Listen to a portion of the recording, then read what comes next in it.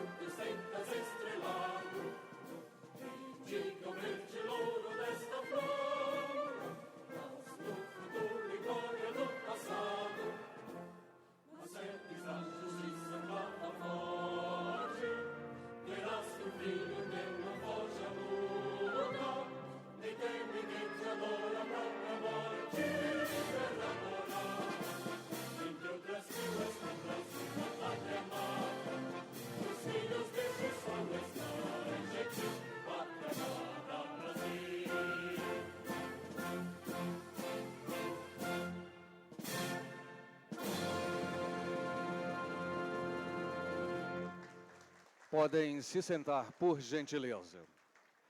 Inicia-se agora os trabalhos. Pronuncia-se o ministro de Estado das Relações Institucionais, Alexandre Padilha.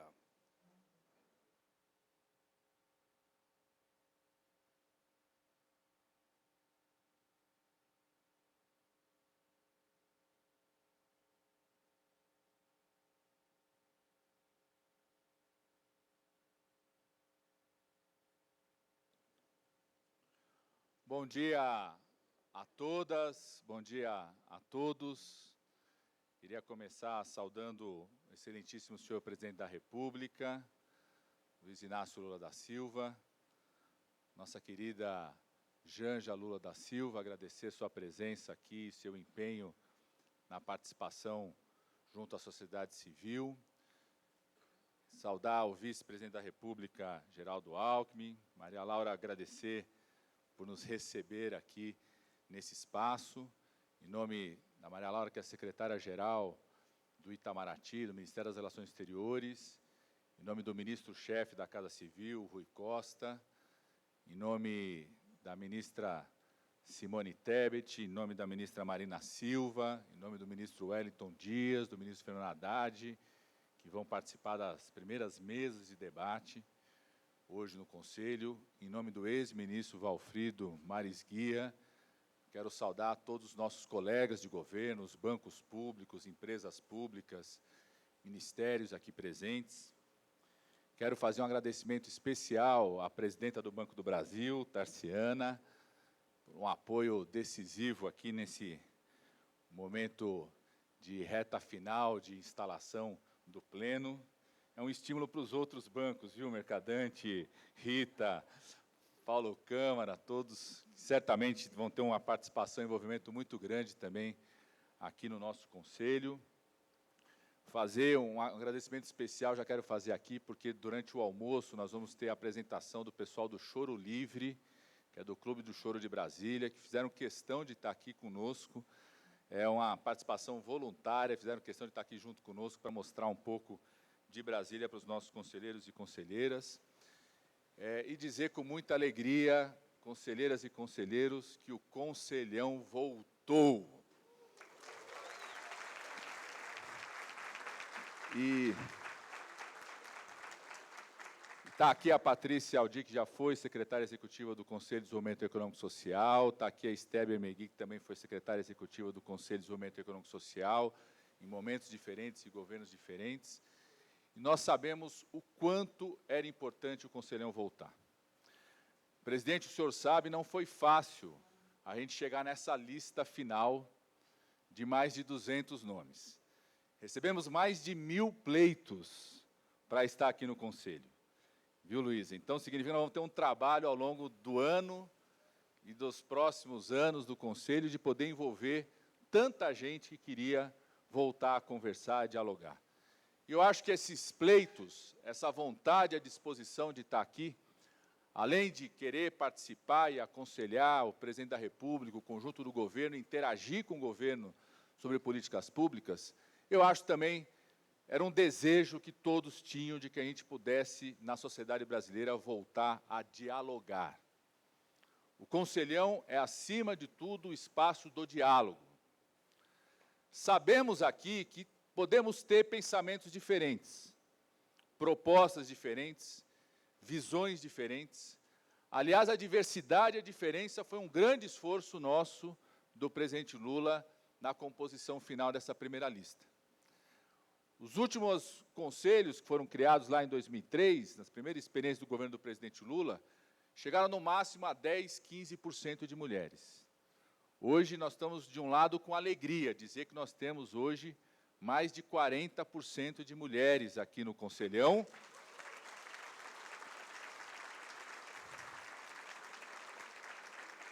Mas será um desafio ainda maior, de termos mais, né? Podemos ampliar cada vez mais. As outras experiências do Conselhão chegaram no máximo a 10% de representantes que se identificavam como negros, pardos ou indígenas. Hoje nós estamos aqui com 30% dos representantes do Conselho se identificando como negros, pardos e indígenas. Até pela situação econômica do país, pela caracterização da estrutura econômica do país, e mesmo pela história da representação dos trabalhadores, do movimento sindical, nos outros episódios do Conselhão, a gente nunca conseguiu ter membros de todas as regiões. A gente está tendo a alegria de instalar o Conselhão, a gente buscou, no diálogo, de ter membros de todas as regiões do país, mas a gente teve uma surpresa. Quando a gente foi ver a lista final, a gente tem membros de todos os 27 estados do país que estão aqui no Conselhão. Mostrando, de um lado, a disposição e a abertura do presidente Lula em acolher essa diversidade, mas, ao mesmo tempo, mostrando como a nossa sociedade brasileira mudou, como a economia mudou, como a atividade de representação mudou, como o ativismo pela democracia mudou, como o ativismo pela sustentabilidade, como o ativismo pela inclusão nas várias dimensões de gênero, de raça, de etnia, da inclusão social das pessoas com deficiência. Então, acho que o grande esforço também é a gente poder expressar, nesse momento, essa profunda mudança que o Brasil vem vivendo na economia nesses últimos 20 anos. Nós temos aqui, no Conselhão, uma presença maior do que nas edições anteriores, por exemplo, de empresas do agronegócio, porque o agronegócio brasileiro aumentou a sua participação, aumentou seu papel na economia e aumentou também a conexão e o debate com as estruturas e instâncias do comércio exterior, dinamismo, incorporou tecnologia. Mas estamos felizes aqui também de, junto com o agronegócio, ter as cooperativas agrícolas, ter a federação, ter os trabalhadores de agricultura familiar, ter o Movimento Sem Terra, que tem um papel importante no debate da alimentação saudável e da produção agrícola. Aqui é para sentar, conversar e dialogar e mostrar para o Brasil que o diálogo é possível. Mostrar para o Brasil que nós não queremos viver num cercadinho, não queremos viver dentro das nossas bolhas. À disposição do Conselho, certamente, em cada uma das mesas, vocês estão encontrando pela primeira vez uma pessoa. Tem empresário, junto com o trabalhador, junto com o ativista dos direitos humanos, junto com o ambientalista, junto com o empresário de várias regiões. Talvez a pessoa que esteja sentada com você na mesa, você até já tenha visto uma entrevista dela, um trecho, um Twitter sobre ela. Talvez você tivesse até uma impressão diferente sobre o que é ela.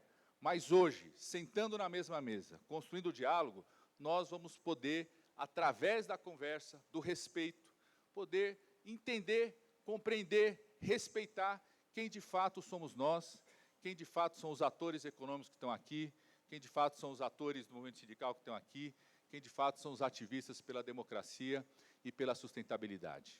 Então, quero, acima de tudo, agradecer, porque cada um e cada uma aqui está dedicando o seu tempo, o tempo do trabalho, o tempo da empresa, o tempo da organização sindical, da organização do movimento de moradia, lá da luta no Heliópolis, né, Cleide, da UNAS do Heliópolis, na maior favela da cidade de São Paulo, o tempo da FEBRABAN, o tempo do trabalho em uma grande transnacional. Vocês estão emprestando o seu tempo, a sua experiência, a sua visão para o Brasil, para a gente construir um Brasil diferente. E aqui tem de tudo, presidente. Até o Adilson Monteiro Alves, grande líder da democracia corintiana, está sentado aqui junto com a Leila Pereira, presidenta do Palmeiras. Grande empresária. Aliás, a Leila Pereira é a única mulher presidente de um clube campeão da Libertadores. Então, eu que sou corintiano, tenho que reconhecer esse avanço do Palmeiras em relação a isso. Quero falar de duas outras coisas, além da diversidade. Eu tive a honra de ter sido ministro da coordenação política das relações institucionais com o presidente Lula em 2009 e 2010. Então, tive a honra de coordenar o Conselhão, na época, a Estébia Megueira, secretária executiva do Conselho, a gente já acompanhava fazer parte da coordenação política, mas poder coordenar o Conselhão em 2009 e 2010. A gente vivia naquele período, presidente, o único período na história do país, e quem diz isso é a Fundação Getúlio Vargas, onde 3 coisas aconteceram ao mesmo tempo no Brasil: crescimento econômico, redução da desigualdade e saúde das contas públicas. Brasil teve períodos onde cresceu muito, mas aprofundou a desigualdade. Teve períodos que ajustou as contas públicas, mas não cresceu ou aprofundou a desigualdade.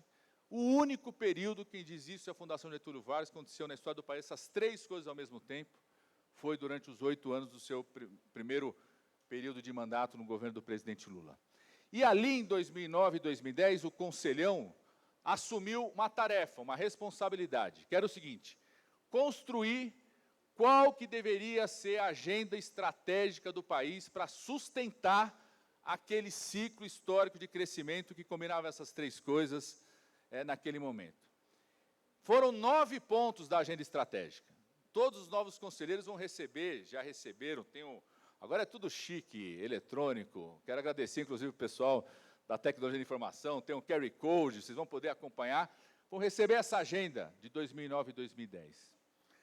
9 pontos, não vou falar os 9 pontos aqui, mas eu quero chamar a atenção de uma coisa: consenso de todos, dos empresários, do setor financeiro, está aqui o Trabuco, né, dos trabalhadores, do pessoal da academia, de quem estuda desenvolvimento regional, consenso de todos, além dos 9 pontos. O primeiro era o investimento na educação, ministro Camilo.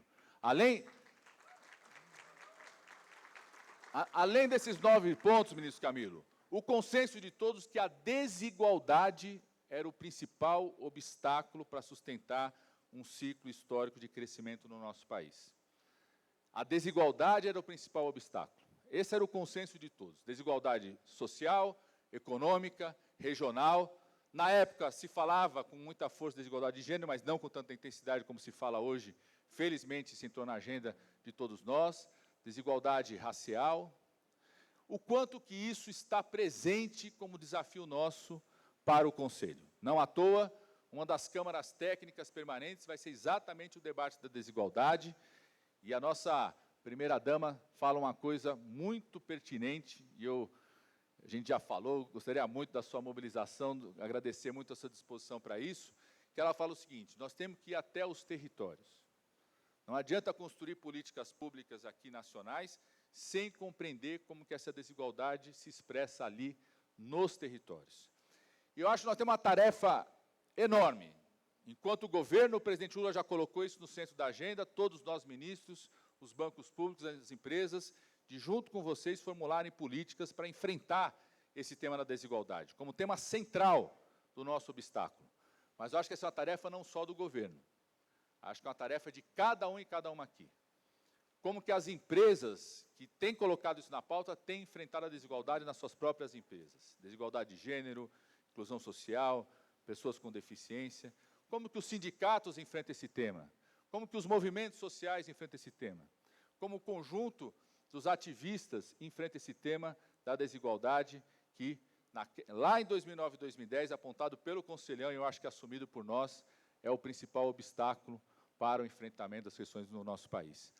E a última coisa, o quanto que aqui é o espaço da gente pensar a agenda do futuro. O Conselhão voltou, nós estamos felizes dele ter voltado, mas a gente sabe que a gente tem uma responsabilidade que não é só recriar aquilo que a gente já fez, que o próprio Conselhão fez, mas como se debruçar para a agenda do futuro.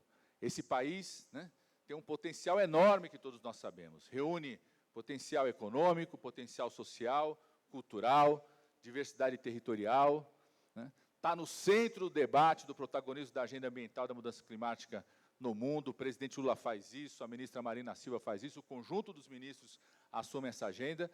Nós temos tudo para assumir um grande protagonismo e discutir entre nós essa agenda do futuro, uma economia cada vez mais menos poluidora, mais sustentável, que valoriza a educação, a qualificação profissional, que aumenta a produtividade no trabalho, que inclui as pessoas, inclui o conjunto da sociedade e que compreende a profunda mudança no mercado de trabalho, das novas formas de trabalho, das novas organizações das empresas. Então, nós estamos muito felizes porque eu acho que, de uma certa forma, o Conselhão expressa isso. Tem novas empresas aqui, tem as fintechs, as startups, né? Tem a turma da tecnologia de informação, tem muita gente que está tratando com muita capacidade o tema ambiental, da sustentabilidade. Nós já temos uma grande oportunidade de construir aqui. E, por fim, quero dizer que nós vamos ter muito trabalho. Quero agradecer muito ao Paulo Pereira, que é o secretário executivo do Conselho. Em nome dele, toda a equipe. Nós vamos ter muito trabalho.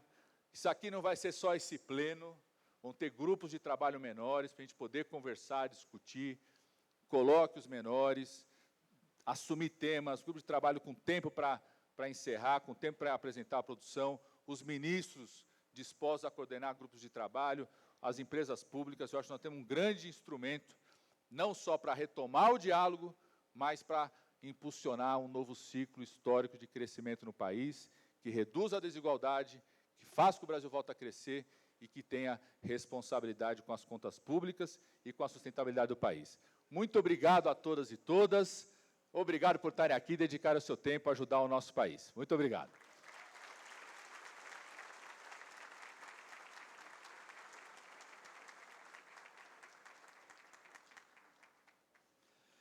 Neste momento, será apresentado o vídeo institucional sobre o novo Conselho de Desenvolvimento Econômico Social Sustentável.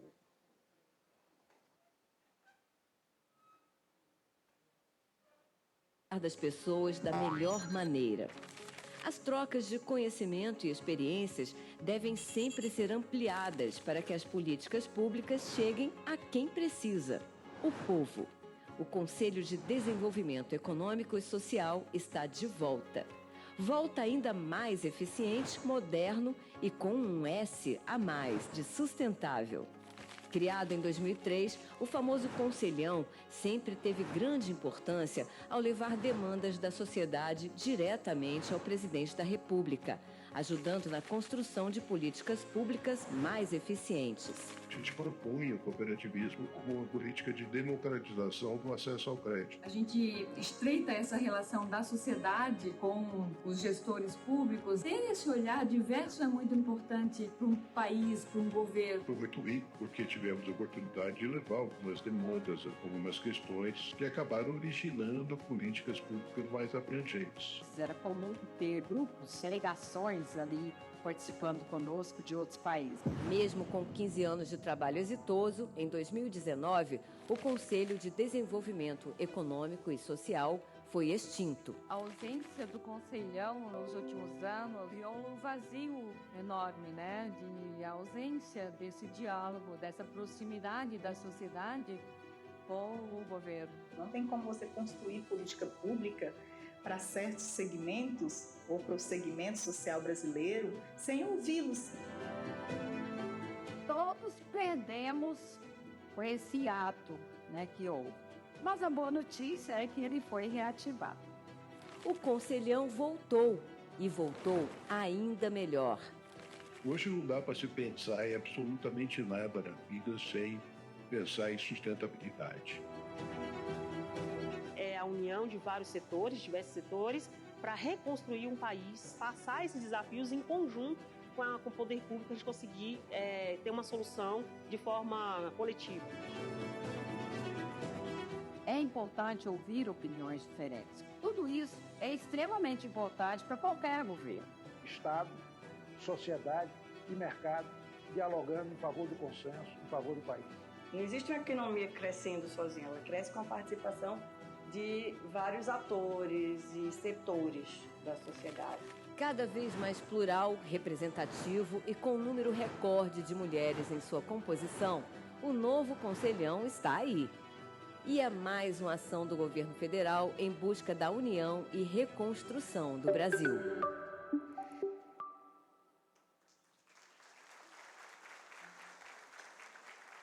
Pronuncia-se neste momento Luísa Helena Trajano.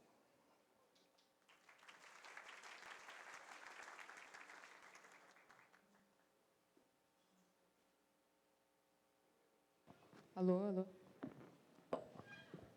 Bom, esse disco... Hein? Não pode falar aqui? Eles que mandaram eu falar daqui.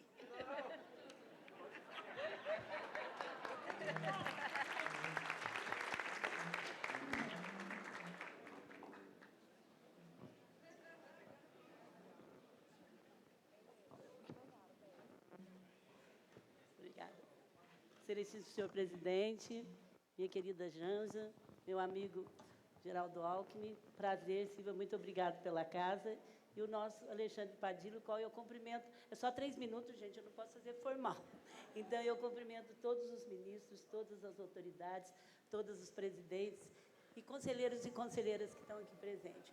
Primeiro, eu quero começar a agradecer em nome de todas as mulheres. Muito obrigado da gente ter 40%, mas vamos pular para 50%, viu, ministro Alexandre? Vamos pular para 50%. É muito bom hoje a gente ter essa diversidade, não só de mulheres, como eu estou vendo aqui. E, gente, como eu agradeci eu estar viva da pandemia, poder abraçar tantos de vocês, tirar foto, pós tanta tristeza e pós não ter um conselho. Então, muito obrigada às forças nossas para isso.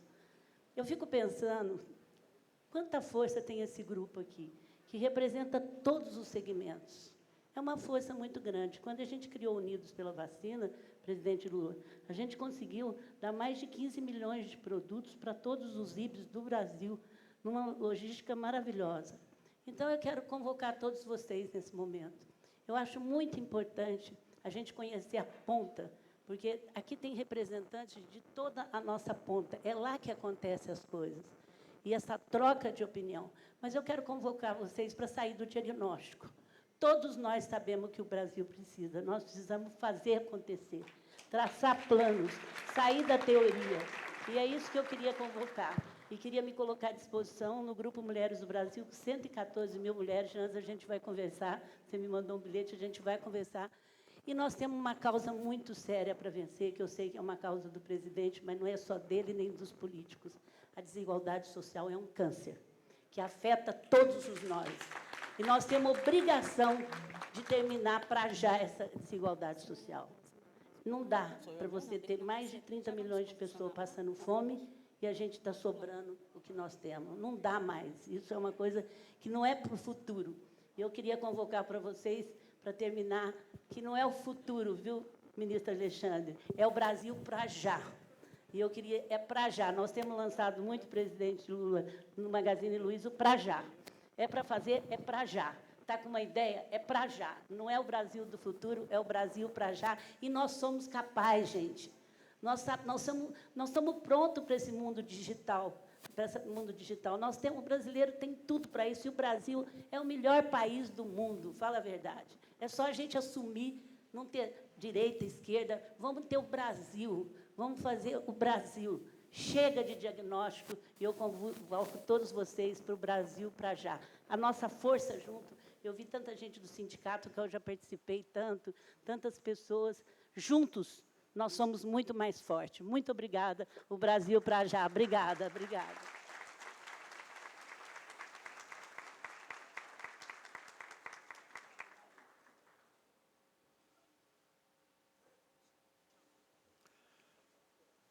Com a palavra, Marco Aurélio de Carvalho.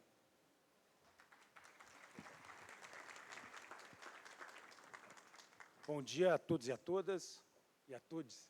É uma emoção muito grande, presidente, ocupar, enfim, esse espaço.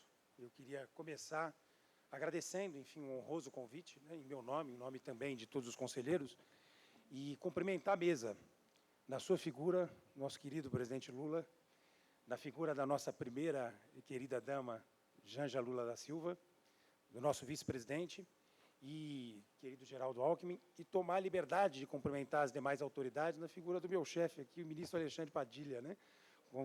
Na figura dele, vou cumprimentar as demais autoridades. Mas, muito rapidamente, esse é um momento, de fato, histórico. A gente vinha dizendo que o presidente Lula é a única liderança política capaz de reconstruir e de reconciliar o país. E a única liderança política capaz de dar voz para todos e todas as brasileiras. E acho que esse conselho é representativo dessa sociedade pela qual a gente vem lutando há tanto tempo. Uma sociedade mais justa, mais fraterna, mais solidária, mais inclusiva, verdadeiramente antirracista. Presidente, isso não é pouca coisa. Um conselho com uma representação regional tão significativa, todos os estados, um conselho, enfim, paritário, ainda aquém das nossas expectativas, mas muito além daquilo que se podia esperar. Enfim, no Brasil, né, o Conselho, em 2018, deixou de existir. Hoje nós temos 40% de mulheres. E um Conselho vocacionado a discutir grandes temas de interesse nacional. A democracia, e esse é um dos nossos grandes desafios, nós precisamos discutir como fortalecer as instituições e como aperfeiçoar o ambiente democrático e a cultura democrática num país que ainda vive em constante estado de ameaça. Nós temos que discutir o crescimento econômico mais inclusivo, mais sustentável. Precisamos discutir a igualdade. O Brasil voltou a sofrer com as mazelas da fome. O presidente Lula conseguiu combater e erradicar a fome e a miséria no Brasil e vai fazer isso novamente. Nós temos hoje, infelizmente, 30 milhões de brasileiros que não têm o que comer. Mas hoje tem uma esperança com esse governo, enfim, que se instalou a partir de janeiro do presente ano. E temos que discutir também a agenda da sustentabilidade, para construir uma agenda verdadeiramente verde. Uma agenda, enfim, que seja representativa da diversidade, inclusive, do nosso país, do ponto de vista cultural, claro, mas também do ponto de vista econômico. Então, o desafio realmente não é pequeno, mas a esperança, presidente, ela é enorme. O senhor nos devolveu a esperança. Então, é um momento realmente de muita emoção. Concluindo, de fato, o Brasil voltou, né, como diz o slogan desse governo, né, voltou a combater, como eu disse, a fome e a miséria. Voltou a ter liderança e protagonismo no cenário internacional. Voltou a olhar para os excluídos, para os hipossuficientes, parcelas importantes da sociedade, foram simplesmente esquecidas pelos últimos governos. E devolveu instituições para o Estado brasileiro. Né? Podemos citar o belíssimo trabalho da AGU, da CGU, de outros ministérios. O presidente Lula está devolvendo as instituições de Estado para o Estado brasileiro. Isso não é pouca coisa. Está desaparelhando essas instituições.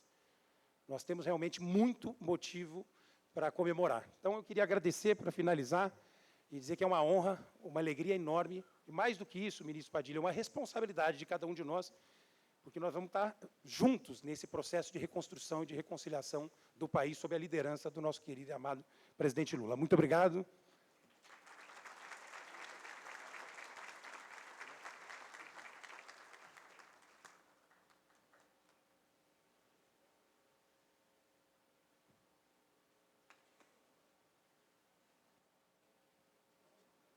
Convidamos ao púlpito Sueli Carneiro.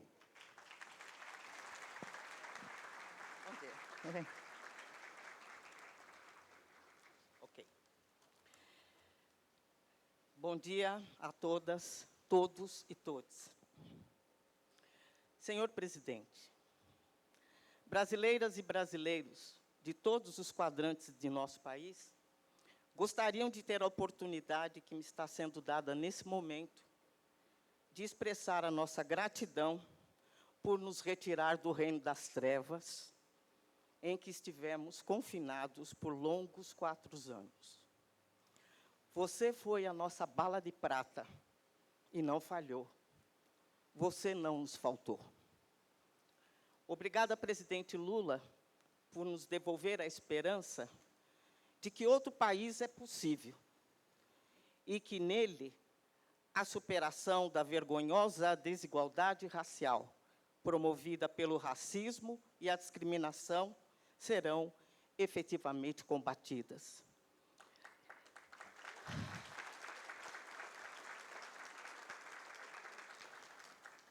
E é isso que sinalizam os primeiros atos de seu governo, anunciados pelo Ministério da Igualdade Racial, sob a liderança da querida ministra Aniele Franco, em 21 de março, Dia Internacional de Luta pela Eliminação da Discriminação Racial.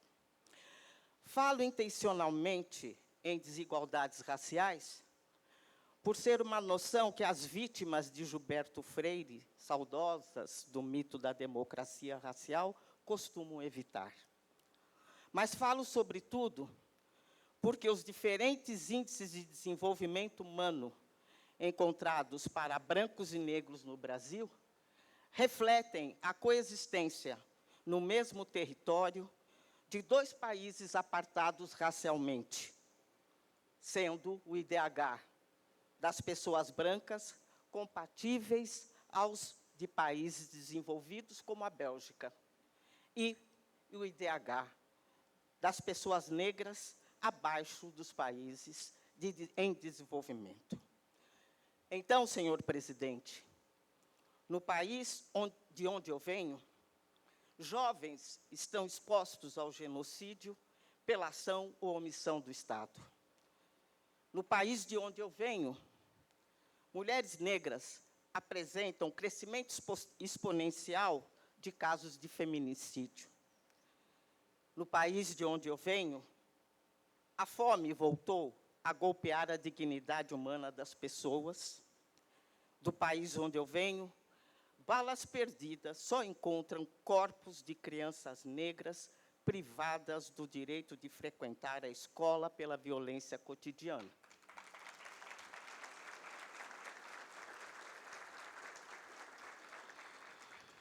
Então, o que esperar deste Conselho?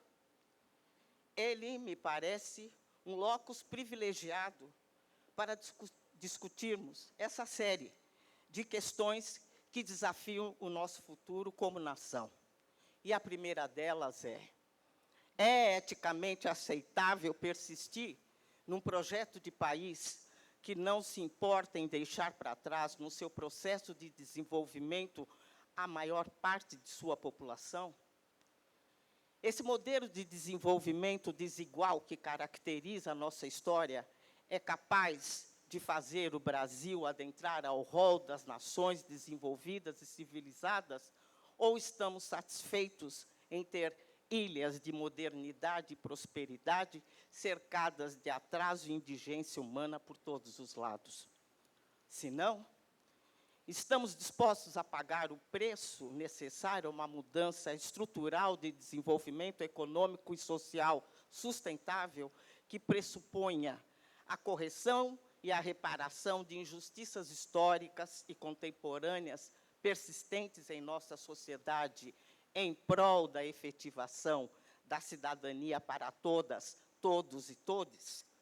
Creio que das respostas a essas questões depende a capacidade ou não da sociedade brasileira de optar, dessa vez, por um desenvolvimento sustentável que permita a radicalização da democracia com equidade de gênero, equidade de raça e justiça social. Acredito que juntos podemos. Obrigado, senhor presidente.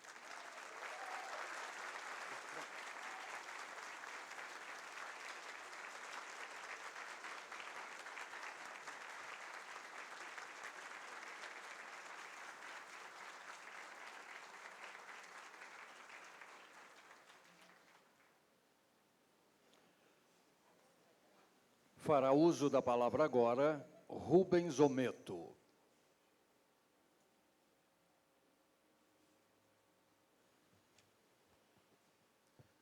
Excelentíssimo senhor presidente Luiz Inácio Lula da Silva, primeira dama Janja, vice-presidente Geraldo, o Padilha, é um prazer muito grande estar aqui. Queria saudar todos os nossos colegas de conselho e trazer essa mensagem aqui para todos os cidadãos brasileiros.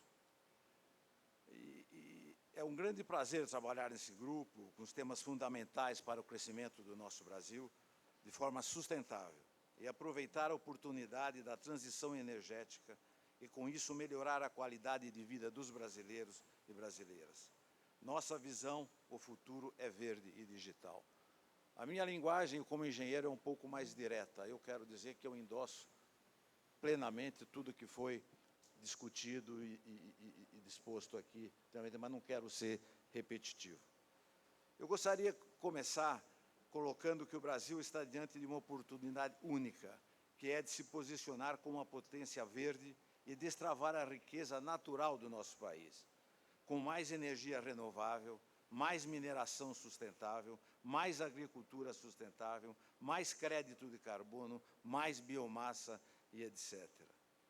E precisamos estar atentos à competição global através do IRA, que é o IRA americano, e o Green Deal europeu, que tem colocado mais de $1 trilhão com o objetivo de desenvolver uma economia sustentável e menos poluente.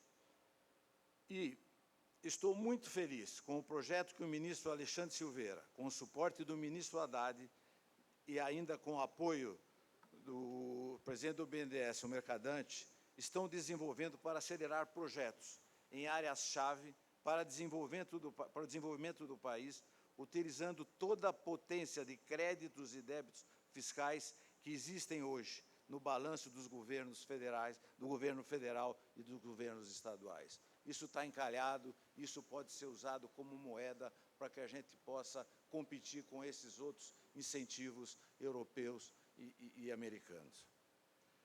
E eu vejo como um projeto prioritário para o Estado brasileiro, para as empresas e para a sociedade, que vai se beneficiar da riqueza gerada dos novos projetos que se tornarão realidade.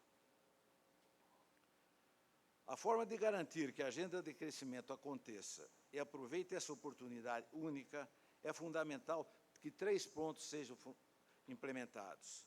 Primeiro, a aprovação, a velocidade na aprovação de licenças ambientais e demais os projetos.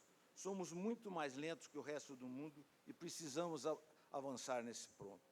Para você ter uma ideia, presidente, nós estávamos em igualdade de exportação de minério de ferro com a Austrália. Hoje a Austrália exporta o dobro que nós exportamos para o mundo. E nós temos as melhores jazidas e a melhor qualidade do minério de ferro do mundo.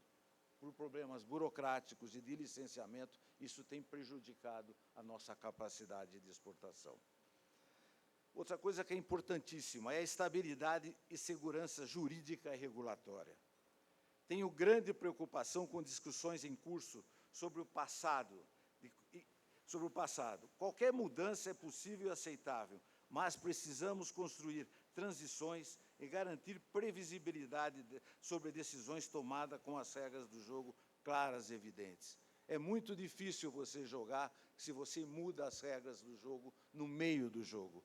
Então é muito importante, porque isso também está casado com o terceiro item, que é o problema que o presidente tanto fala, que é a questão da redução de juros, que todos nós, empresários, estamos asfixiados com isso.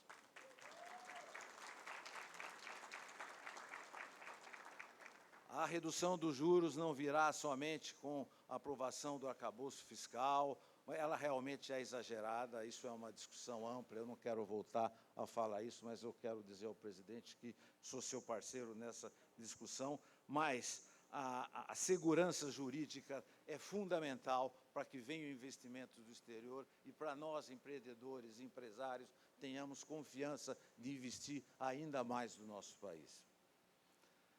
E a redução de custo do capital através da melhoria da percepção das condições fiscais do nosso país. Presidente, eu tenho plena convicção que estamos diante de uma oportunidade única, mas precisamos fazer o nosso dever de casa. Gostaria de aproveitar para parabenizar o presidente Lula pela recriação do Conselho atual e tenho muita honra de participar e dizer que a estruturação pelo ministro Padilha merece todo o nosso reconhecimento e elogios. Gente, eu tiraram o relógio, mas eu acho que eu gastei menos tempo. E eu quero dizer que vocês podem contar com a minha energia, com a minha dedicação a esse nosso país, que é grandioso e me sinto muito orgulhoso de ser brasileiro e estar aqui com vocês. Muito obrigado.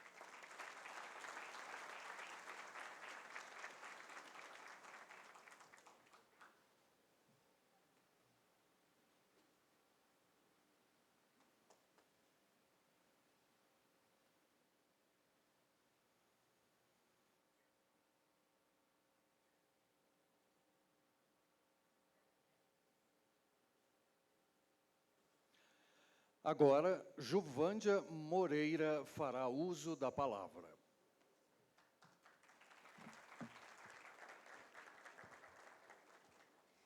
Bom dia aos conselheiros e conselheiras. Quero cumprimentar aqui nosso ministro Padilha. Cumprimentando Padilha, cumprimento todos os ministros e ministras presentes aqui nessa solenidade de hoje.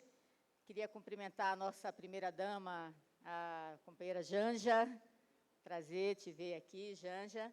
Cumprimentar nosso vice-presidente, Geraldo Alckmin, cumprimentar e agradecer aqui a acolhida da Maria Laura, e cumprimentar aqui com carinho especial nosso excelentíssimo senhor presidente da República, Luiz Inácio Lula da Silva, nosso presidente Lula. Queria parabenizar, presidente, por essa diversidade, por incluir as mulheres nesse conselho, por ampliar a participação das mulheres. Nós que estamos acostumadas a não nos ver nos espaços de poder, de decisão, de diálogo, nós que estamos subrepresentadas, né, no legislativo, no executivo, no judiciário, para a gente é um momento importante, e essa valorização da diversidade aqui no Conselho é muito significativo. Muito obrigada, presidente Lula, ministro Padilha. Queria parabenizar, presidente, porque a retomada do Conselho é mais do que a retomada do Conselho. Ela é a retomada do diálogo. Eu sou de uma categoria, sou bancária, sou de uma categoria que negocia e fecha acordo coletivo há 31 anos, e é uma negociação paritária, é bipartite, é o diálogo o tempo todo, são as divergências sendo colocadas, é o conflito, mas é o acordo, né? Ao final, é a negociação e é o acordo. E é isso que o Brasil precisa, é o diálogo e a construção, a reconstrução do Brasil precisa muito desse diálogo. E precisa, no diálogo, contemplar todas as forças da sociedade, todos os segmentos. Nós, mulheres, estamos subempregadas, né, no desemprego, né, o desemprego das mulheres é ainda maior, na informalidade, né, nos empregos precários, as mulheres são maioria.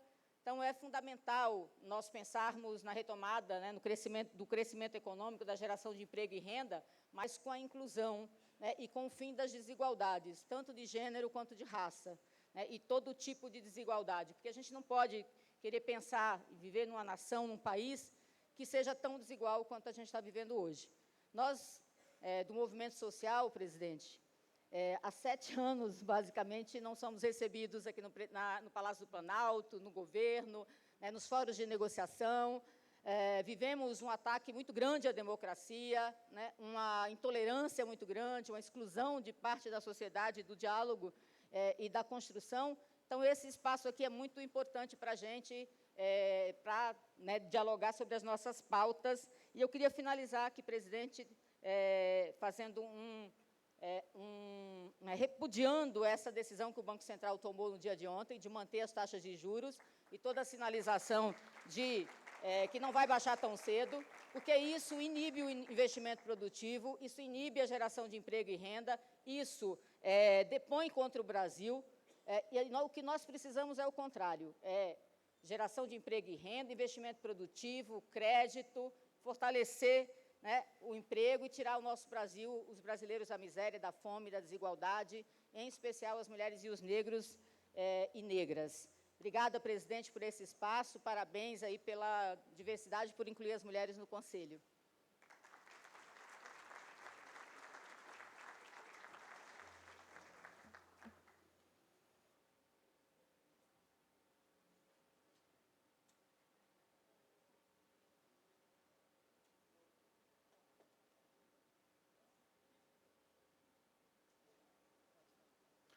Com a palavra, Luiz Carlos Trabuco.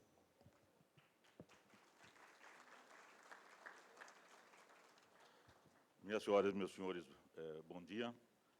Saudando a primeira-dama, a senhora Janja, saúdo todas as mulheres aqui presentes. Na volta deste Conselho, presidente Lula, uma iniciativa que é absolutamente salutar do ponto de vista democrático, abrindo as portas para a manifestação da sociedade, aqui representada pelas instituições e setores que são fundamentais para a nossa democracia e que formam um PIB que podem, neste fórum, apontar caminhos e formar consensos, contribuindo para a serenidade da gestão pública. A história brasileira é uma história de crises, superação e de sucesso. Este é o momento da superação, fortalecendo a democracia e esse novo espírito público, esse novo hálito que espargeia pelo Brasil. O novo arcabouço fiscal sinaliza o equilíbrio e estabilidade da dívida interna. A dívida externa não é problema. As reservas internacionais são um bônus. As dúvidas internas estão sendo superadas. Já a dívida social é histórica, gritante e nos apavora. O resgate dela se fará com as políticas públicas, sim, de inclusão e de redução das desigualdades. Mas ela só será endereçada, a dívida social, com o crescimento. Geração de emprego e renda é a única forma de transformar pobres em consumidores. E quando pobres se transformam em consumidores, muitas coisas de boa acontecem na economia do país. Nesse sentido, nós não podemos ficar presos a preconceitos na política fiscal ou monetária. Apelamos por uma visão flexível, pedimos paciência para os críticos e observadores em relação às nossas políticas fiscal e monetária. O custo de capital é elevadíssimo, chega a ser proibitivo para a indústria, para o comércio, para agronegócios e para os consumidores. Estamos num ponto de inflexão. E peço aqui uma reflexão, meus caros colegas conselheiros. Não se trata de esperar pelas condições macroeconômicas ótimas, ideais para um ponto de partido. Nós não podemos ser reféns de dogmas, como mostra o histórico de superação das crises que o século XXI teve. A crise de 2008, a pandemia, a guerra. Não podemos ficar presos a dogmas, acreditando naquilo que o livro possa ditar. A prioridade é crescimento e inclusão social. E o mantra que me anima é fazer fazendo. Fazer fazendo. O Brasil dá resposta, temos vantagens comparativas com outros países, vamos trabalhar para que as vantagens comparativas se transformem em vantagens competitivas. Essas vantagens são ampliação do mercado interno, a revisão do sistema tributário, uma efetividade com métricas que avaliem a proteção social, a escolaridade e habilidades, a política ambiental, que é uma avenida de oportunidade que o seu governo, presidente Lula, estabeleceu como um dos pontos importantes, a transversalidade da questão ambiental. O agronegócio brasileiro é sustentável, é competitivo e encanta o mundo. A indústria nacional precisa uma fase de reindustrialização, tem um espaço formidável. O comércio, o serviço, o setor financeiro tem as vantagens desse mercado interno. A construção civil e infraestrutura são alavancas rápidas para o crescimento do PIB. E aí precisamos ser ambiciosos nesse tema. Para ampliar a infraestrutura, a construção, ajuda também a competitividade de outros setores. Concluindo, reforço aqui a nossa esperança de que a busca do caminho do equilíbrio entre os pensamentos divergentes será aquele que nos abrirá as portas para um desenvolvimento econômico, social e humano com harmonia no país. Muito obrigado.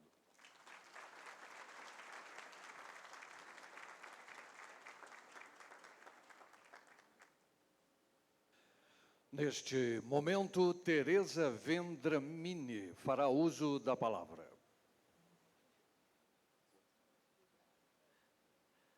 Bom dia, presidente Lula. Obrigada pelo convite. Prazer imenso estar aqui com o senhor hoje. Eu quero dar bom dia também ao nosso vice-presidente Geraldo Alckmin. E eu quero falar o nosso sempre governador do Estado de São Paulo. Prazer estar aqui com vocês. Quero saudar todos os ministros, oportunidade única de estar aqui hoje com todos esses ministros, as autoridades presentes que estão aqui junto comigo, e, assim, uma saudação para os conselheiros, né, que eu acho que nós vamos ter muito trabalho, nós vamos ter alguns anos aí pela frente, vamos trabalhar junto. E aqui, hoje, algumas de nós falaram das mulheres, né? A Luísa começou falando das mulheres aqui, e eu vou saudar também as mulheres em nome da Janja, porque o Brasil chama a Janja de Janja, né? Nossa primeira-dama, mas tem uma outra mulher aqui hoje, que eu vou chamar pelo primeiro nome também, a Sílvia, que é a nossa nova presidente da Embrapa, primeira mulher em 50 anos. Sílvia,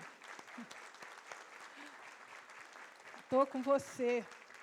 Estou com você aí no Brasil. E eu pedi a oportunidade de me apresentar hoje com a minha, acho que a coisa mais raiz que eu sou, produtora rural. E eu sou produtora rural, a minha família é de produtor rural há mais de 100 anos. Eu tenho um orgulho muito grande de estar aqui em cima hoje como essa produtora rural. E, presidente, quando a gente fala, eu tive a oportunidade de estar com o senhor uma vez e falar dos produtores rurais, hoje nós temos 5 milhões de propriedades rurais no Brasil. Só que a gente tem uma coisa, que eu ando por esse Brasil, e agora até fora do Brasil, e eu quero falar o seguinte, 20%, eu sempre faço assim, 20% são esses produtores, alguns maiores ou totalmente tecnificados. Eles estão com tecnologia, têm uma visão global, estão fazendo esse agronegócio que algumas pessoas já falaram aqui. Só o senhor sabe bem, senhor presidente da República, que nós temos 80% aqui, que são o quê? Pequenos produtores rurais. E isso, a gente teve uma conexão desde a primeira vez que eu encontrei o senhor. E esses pequenos produtores rurais estão precisando do quê? Vocês já sabem, eu não preciso ser repetitiva aqui em cima. Capacitação, eles vivem com muita dificuldade, e eu tenho esse olhar junto com eles e caminho há muito tempo. Eu quero fazer uma alusão aqui, fazer uma fala da importância das cooperativas junto com os pequenos produtores rurais. Sinceramente, se não fossem eles, eu acho que, eu não sei, a gente estaria numa situação muito pior. Uma outra informação é que 15% desses produtores rurais, do Brasilzão, como eu gosto de falar desse Brasilzão de meu Deus, não foram na escola ainda. Nós temos essa dificuldade para caminhar. Mas eu tenho mais 1 minuto aqui, 15, para falar. Eu trouxe uma pauta para o senhor e para esse conselho e alguns desafios que eu caminho. A minha pauta número 1, eu falo, sinceramente, em nome dos 100% dos produtores rurais hoje, chama segurança jurídica, direito à propriedade privada e livre iniciativa. É disso que nós precisamos para produzir, para caminhar. Eu já conversei isso com o senhor e o senhor me ouviu. A segunda, falar de desafios, são inúmeros, né? O agronegócio tem inúmeros, é desse tamanho, é isso aí, mas ele tem inúmeros desafios. Mas eu trago os 2 principais que estão aqui hoje, estão nesse governo, e que nós vamos caminhar por eles. Um é a questão indígena, e a segunda é a regularização fundiária e ambiental. E eu, como representante dos produtores rurais hoje, quero pedir e falar que a gente caminha num equacionamento com equilíbrio e justiça social, gente, para todos os lados, né? Para todos os lados que vão estar aqui nesse conselho. E a minha última fala, está acabando, 5, 4, 3, 2, 1, é sobre essa polarização política, senhor presidente da República. E aí eu escrevi alguma coisa, essa polarização política que está impedindo a evolução de algumas pautas, até algumas que eu acabei de citar, né? E outras aí do país que o senhor vai discutir agora, junto com o meu vice-presidente. Eu não tenho dúvida que a gente precisa de diálogo e que o respeito mútuo prevaleça realmente. Nós temos que estabelecer pontos de encontros e evolução nessas agendas divergentes que vão estar aqui no Conselhão. E o que eu quero falar para o senhor aqui de cima desse palco, que o senhor me deu essa oportunidade hoje, que eu estou aqui para sentar em todas as mesas para debater. É assim que eu vim aqui. Minha palavra final é diálogo. Quem me conhece sabe que eu sou essa pessoa. Mas aí não dá para dialogar sozinha. A gente precisa da sua liderança nessa questão da polarização política e do nosso vice-presidente. O senhor tem muito trabalho para fazer. Obrigado.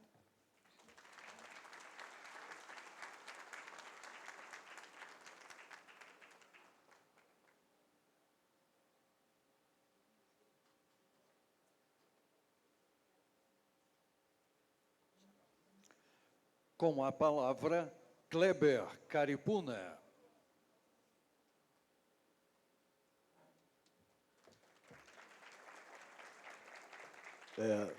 Bom dia a todos, todas e todos aqui presentes.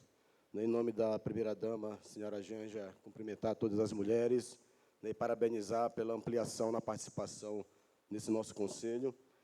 E, em nome do nosso excelentíssimo senhor presidente da República, Luiz Inácio Lula da Silva, cumprimentar a todos os homens também presentes aqui nesse nosso momento. Senhor presidente, queria primeiramente lhe agradecer. Na semana passada foi para nós, povos indígenas, um momento histórico. O senhor esteve presente com a gente na nossa maior mobilização indígena do Brasil, no acampamento Terra Livre, e naquele momento firmou o compromisso prometido na campanha, pós-campanha, no início do seu governo, da retomada da política de demarcação das terras indígenas no nosso país. Um momento para a gente significativo, histórico, que é só o começo das 6 terras indígenas sinalizadas e demarcadas naquele momento, para a gente conseguir avançar nessa retomada de uma política antiga, histórica, garantida na nossa Constituição Federal de 88, o direito à demarcação das terras indígenas e o direito ao usufruto exclusivo e pleno dos povos indígenas sobre seus territórios. Então, eu queria lhe agradecer, lhe parabenizar pela coragem desse ato, e junto com os povos indígenas, junto com o Ministério dos Povos Indígenas, junto com a Fundação Nacional dos Povos Indígenas, vamos avançar ainda mais nessa política. Pelo tempo curto, eu resumiria basicamente esse nosso momento, para além de uma retomada da participação popular, da retomada de uma participação social, da retomada de um conselho que reúne diversos segmentos, muitos até, às vezes, divergentes, antagônicos, mas também possíveis de sentar numa mesa para o diálogo, resumiria nessa importância da participação dos povos indígenas. Não me recordo, nas edições anteriores do Conselhão, da participação indígena na esfera desse governo, nesse Conselho, e para a gente é um momento histórico para, sim, sentarmos e dialogarmos e prevermos aí tudo que é possível e necessário de avançarmos numa política que garanta, de fato, um desenvolvimento econômico, com olhar para as minorias, com olhar para a diversidade, com olhar para a produção indígena,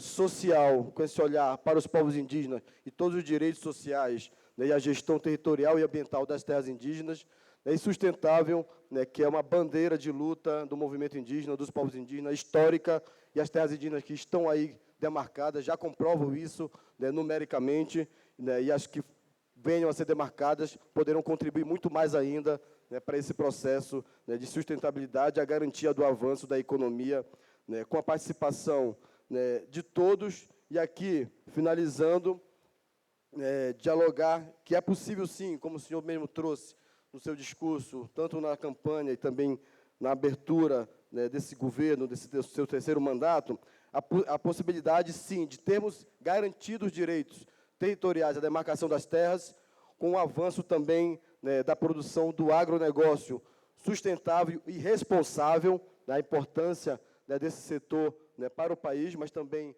a importância do respeito aos direitos dos povos indígenas. Nesse cenário é possível andar junto, assim como a reforma, a luta pela reforma agrária e a produção orgânica e agroecológica em nosso país.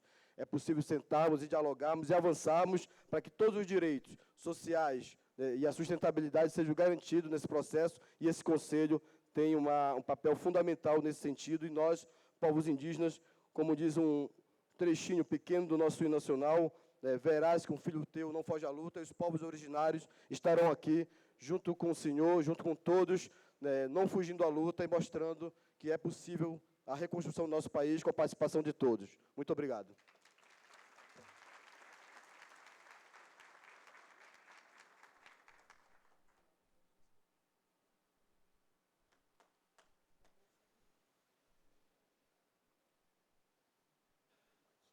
É convidado agora ao púlpito Robson Andrade.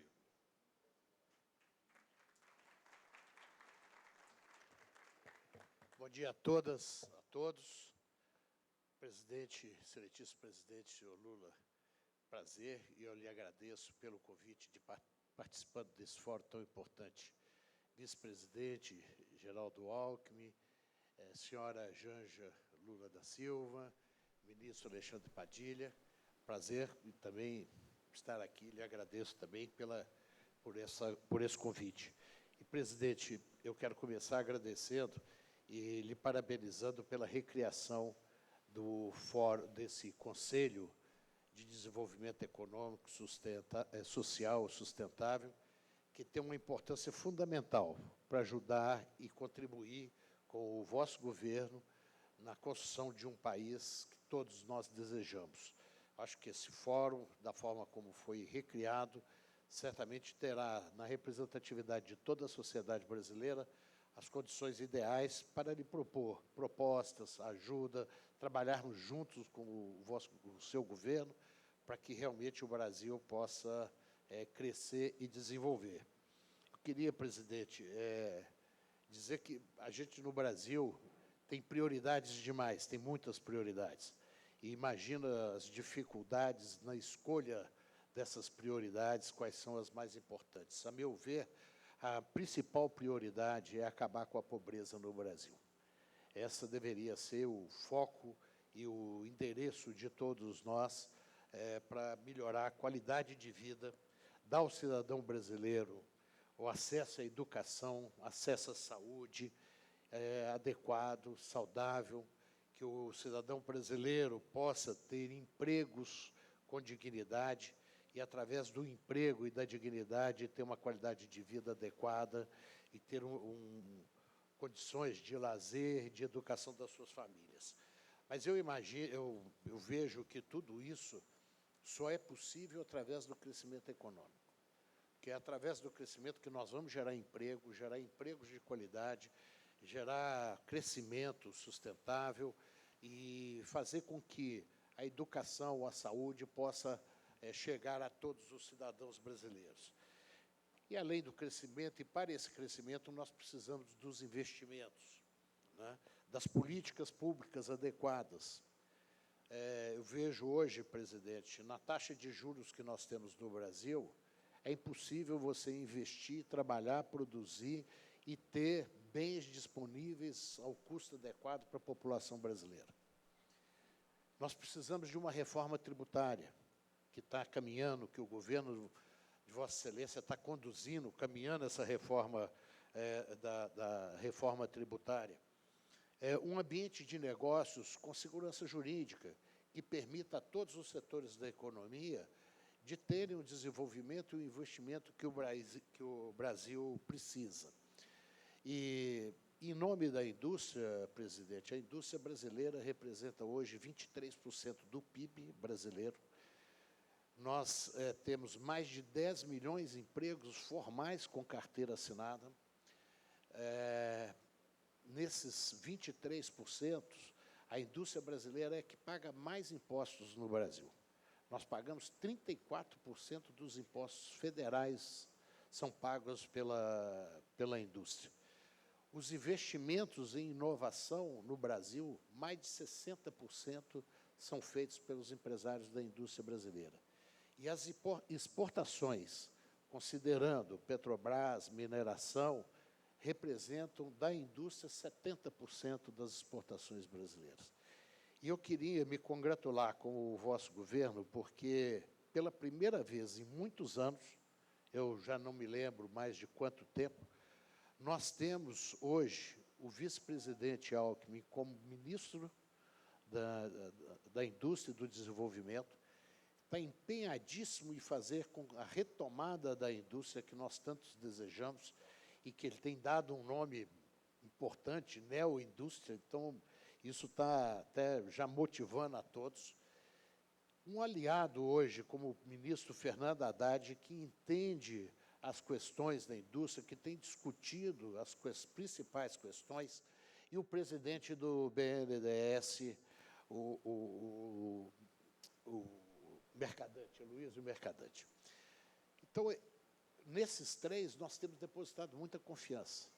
E com a proximidade, com a relação, com o trabalho que o senhor tem feito, com as metas que o senhor tem colocado, nós temos uma confiança e uma esperança muito grande de que a indústria brasileira realmente vai ter um papel importante no país, como os outros países têm feito no mundo, procurado, através da indústria, fazer o desenvolvimento com empregos de qualidade, com renda de qualidade, desenvolvimento de conhecimento e de inteligência. Então, eu lhe agradeço, conte comigo nesse fórum, presidente, e ministro Padilha, nós estamos à disposição para trabalhar, contribuir e lutar para que o Brasil realmente seja um Brasil que é aquele que nós queremos. Obrigado.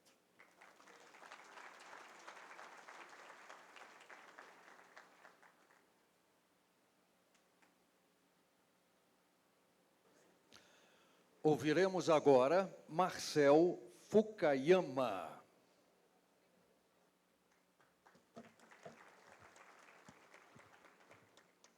Bom dia a todas e todos. Bom dia, senhor presidente, primeira-dama, vice-presidente, secretária, ministro. Bom dia, companheiros de conselho. Primeiro, muito obrigado pelo privilégio e responsabilidade de estar aqui. Eu sou cofundador do Sistema B Brasil, sou um empreendedor de impacto, trabalho com investimento de impacto. E quando me ofereceram esse espaço de 3 minutos, eu pensei, poxa, o que eu vou falar para o presidente, para o vice-presidente, para todos os meus companheiros? E aí eu só pensava na minha filha, né, a Martina, que tem 1 ano e 11 meses e que está em casa e que eu quero olhar nos olhos dela no fim do dia de hoje e compartilhar o que aconteceu aqui. E eu sou típico brasileiro, sou filho de retirante nordestina com imigrante japonês. Então, é uma mistura incrível. E eu nasci na década perdida. É uma geração dos anos 80 que vivenciou diversas adversidades, mas também muita coisa interessante, né? A maior redemocratização que a gente já teve, a implementação do plano de estabilidade econômica mais bem-sucedido que a gente já teve, o maior programa de inclusão social que o país e o mundo já viu, mas também vivenciou alguns anos de trevas e frustração, como recentemente. Mas os próximos anos dão muita esperança para a nossa geração. O Brasil vai presidir alguns fóruns. O Brasil preside o BID, o Brasil preside o Banco dos BRICS, o Brasil presidirá o G20, o Brasil vai presidir a COP30, o Brasil vai ter, talvez, os maiores e melhores anos que a gente poderia ter de plataforma global para a gente protagonizar aquilo que a gente sabe fazer de melhor. E eu queria dividir 3 coisas rapidamente. Acho que a primeira é esse senso de urgência que nós temos. Enquanto na pandemia a gente viu um novo bilionário a cada 26 horas, 125 milhões de brasileiros não sabem se vão comer 3 vezes hoje. A gente viu a renda do brasileiro despencar 7%, enquanto o salário dos CEOs cresceram 24%. Então, temos uma enorme urgência. A gente, para conseguir cumprir acordos globais como o Acordo de Paris, a gente precisa parar de emitir novos gases de efeito estufa equivalente a partir de 2025. Temos que cortar pela metade até 2030 e temos que ser neutros até 2050. É um enorme desafio. Então, esse senso de urgência, ele é enorme, e para a gente poder enfrentar esse senso de urgência, me entusiasma o S novo de sustentável, mas eu queria convidar a mesa e também os nossos companheiros conselheiros a redefinir a palavra sustentabilidade. Porque quando a gente olha a sustentabilidade, a gente remete ao conceito de conservação e preservação. E diante da emergência que a gente vive, climática e de desigualdades, não dá mais tempo simplesmente para ser sustentável. O nosso arcabouço jurídico institucional simplesmente é moldado para mitigação de dano. Então, está tudo bem se eu gerar emprego, renda, mas eu tiver um impacto social e ambiental negativo. Não está tudo bem, essa não pode ser a função social das empresas. As empresas devem gerar benefício social e ambiental positivo. Então, isso nos força a redefinir o conceito de sustentabilidade para regeneração. Não basta conservar, não dá mais tempo para preservar somente. Vamos ter que regenerar. E aí, meu terceiro e último elemento que eu queria compartilhar é que, junto com o MDIC, né, o Ministério do Desenvolvimento, Indústria, Comércio e Serviços, junto com o Ministério do Meio Ambiente, Mudança Climática e a sociedade civil, nós estamos articulando e trabalhando para a Estratégia Nacional de Economia Verde de Impacto. E isso é muito importante porque, primeiro, implementa um comitê interministerial que coloca a agenda climática de maneira transversal para o Brasil verdadeiramente protagonizar a construção de uma nova economia, inclusiva, equitativa e regenerativa. E esse fórum, esse comitê interministerial também traz atores da sociedade que a gente viu que amplia a resiliência, amplia a responsividade e traz capacidade de inovação. Então, a gente está muito entusiasmado com isso. É um espaço que vai nos ajudar a desenhar, implementar e monitorar políticas públicas para a gente promover a reindustrialização do país alinhado com essa nova economia. Conta comigo no CDES, no Conselhão, para construir pontes, para poder trazer a voz da sociedade e do mercado também na construção desse outro Brasil possível. Muito obrigado.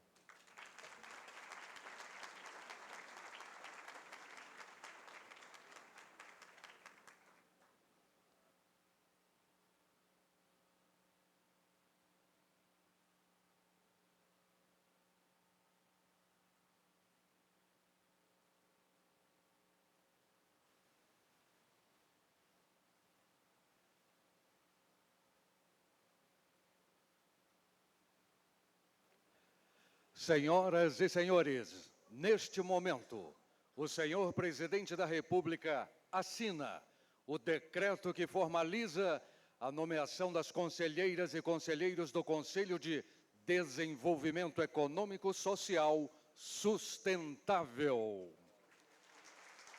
As conselheiras e os conselheiros ora nomeados participarão de debates qualificados, que subsidiarão a formulação de políticas públicas voltadas ao desenvolvimento econômico social sustentável, em assessoramento direto ao presidente da República. Senhoras e senhores, com a palavra, o senhor presidente da República, Luiz Inácio Lula da Silva.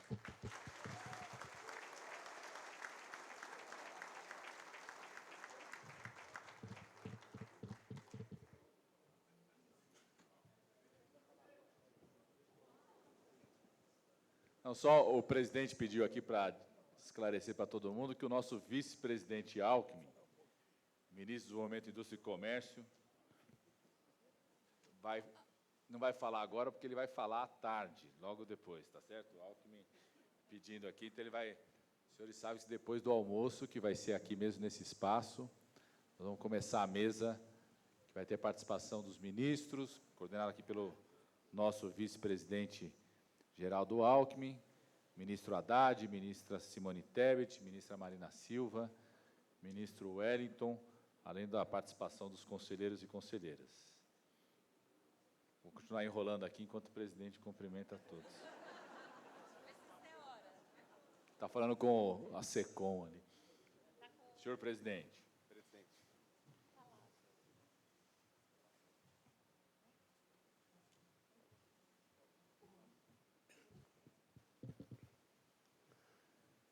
Vamos, meu óculos, Moraes.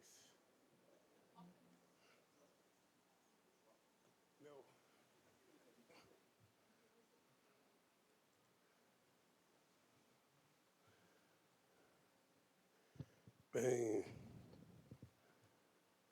meus amigos e minhas amigas, minha querida companheira Janja,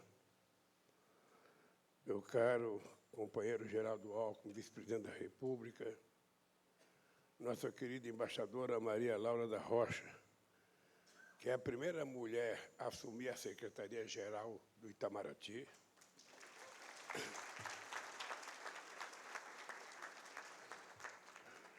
Meu querido companheiro Rui Costa, ministro-chefe da Casa Civil, Flávio Dino, da Justiça, Fernando Haddad, da Fazenda, Márcio França, dos Transportes, Camilo Santana, da Educação, Luiz Marinho, do Trabalho e Emprego, Wellington Dias, do Desenvolvimento Social, Nida Trindade, da Saúde, Simone Tebet, do Planejamento, Esther Dweck, da Gestão e Inovação em Serviços Públicos, Juscelino Filho, das Comunicações, Luciana Santos, da Ciência e Tecnologia, Marina Silva, do Meio Ambiente e Clima, Ana Moza, do Esporte, Valdez Goides, do Estado da Integração e Desenvolvimento, Jader Filho, das Cidades, André de Paula, da Pesca, Cida Gonçalves, das Mulheres, Aniele Franco, da Igualdade Racial, Silvia Almeida, dos Direitos Humanos, Sônia Guajajara, dos Povos Indígenas, Márcio Macedo, da Secretaria-Geral da Presidência da República,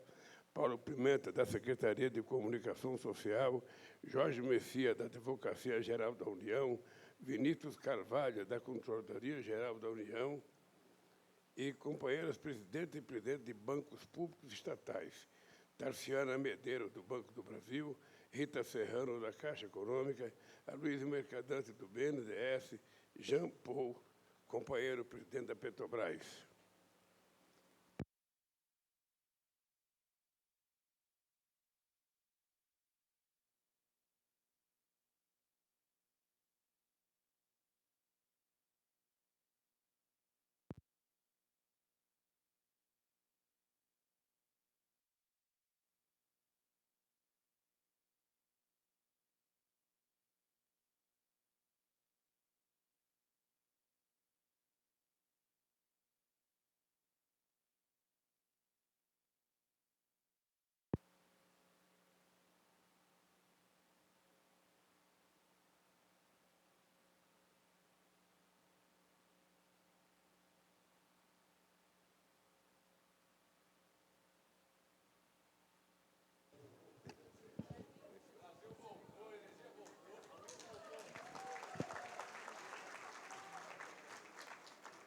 Não, eu estava estranhando porque há poucos momentos na história hídrica do Brasil que a gente tem tanta água reservada para tocar energia.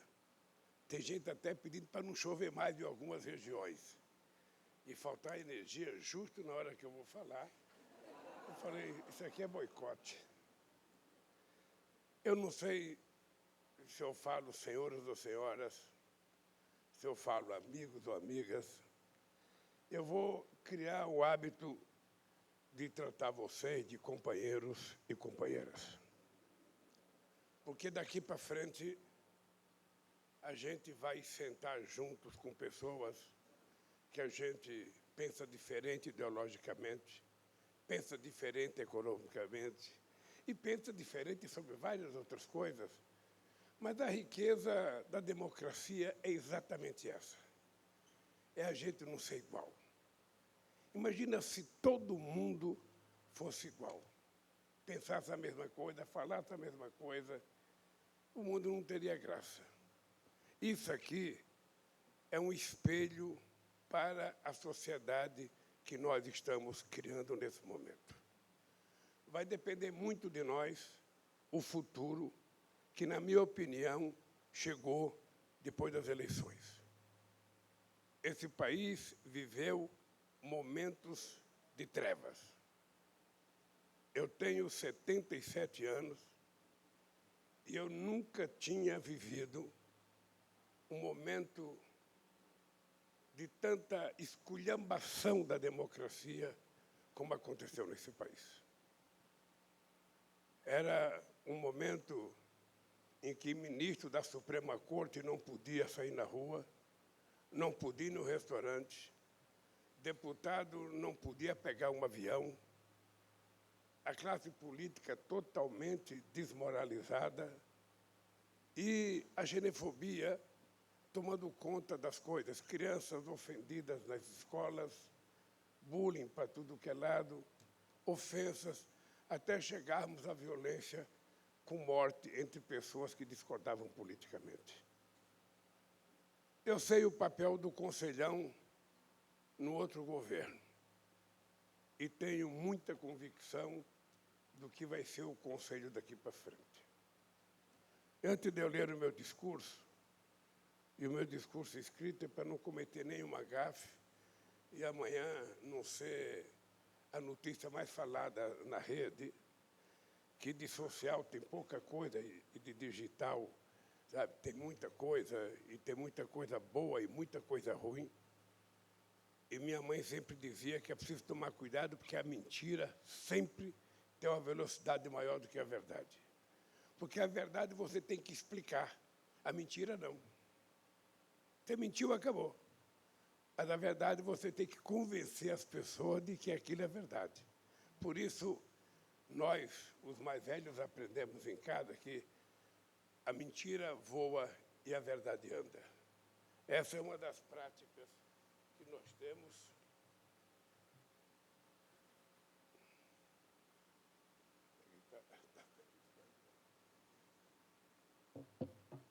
Essa é uma das práticas que predominou nos últimos anos. Eu queria que você tivesse em conta que o Conselhão, esse Conselho, repleto de diversidade, repleto de diferenças, pode ser uma fotografia do Brasil que nós queremos construir. Aqui não é um espaço para as pessoas irem falar bem do governo. Aqui também não é um espaço para as pessoas irem só fazer diagnóstico. Aqui é um espaço para vocês ajudarem a governar esse país. Aqui é um espaço para vocês dizerem como é que vocês querem que as coisas sejam feitas. Não é um espaço de queixa. É um espaço de reclamação. É um espaço de produção. Por isso, eu quero parabenizar todos os conselheiros e conselheiras que tomaram posse hoje. Essa reunião, ela ilustra o que há de mais importante, bonito e verdadeiro na política. A força do diálogo franco e construtivo. Nesta sala, estão reunidos representantes dos mais diversos setores da sociedade.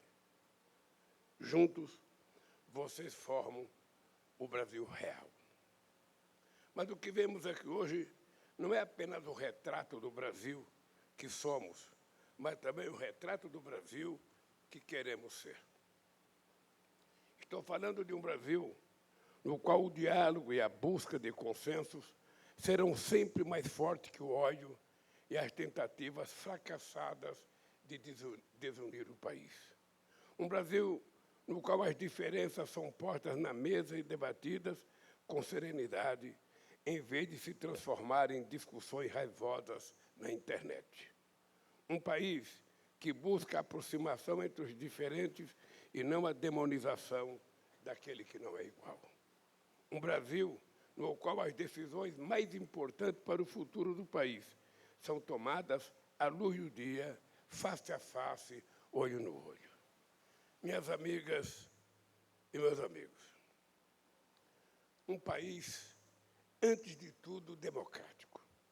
O Conselho de Desenvolvimento Econômico e Social Sustentável, do qual eu tenho a honra de participar ao lado de cada uma e cada um de vocês, é o espaço onde buscaremos os entendimentos que a nação brasileira precisa para vencer os grandes desafios que se colocam à nossa frente.